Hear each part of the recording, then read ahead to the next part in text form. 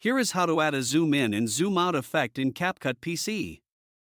First, open CapCut PC and drag your video onto the timeline. Now move the playhead to the point where you want the zoom effect to start. Select the video clip in the timeline. On the top right under Basic Settings, find the Scale option. Click the diamond icon next to Scale to add your first keyframe. Make sure it turns blue, which means the keyframe is added. Now move the playhead forward to where you want the zoom to end. Increase the scale value to zoom in on the video. You can also drag the video in the preview window to reposition it. Make sure another keyframe is automatically added at this point. Now play the video to see the zoom in effect. To add a zoom out effect, move the playhead to the point where zoom out should begin.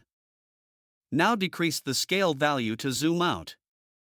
Again, adjust the position in the preview if needed. Once done, play your video and you will see a smooth zoom in and zoom out effect. And that's it, you've successfully added zoom effects in CapCut PC. If this video helped, don't forget to like, subscribe, and I'll see you in the next one.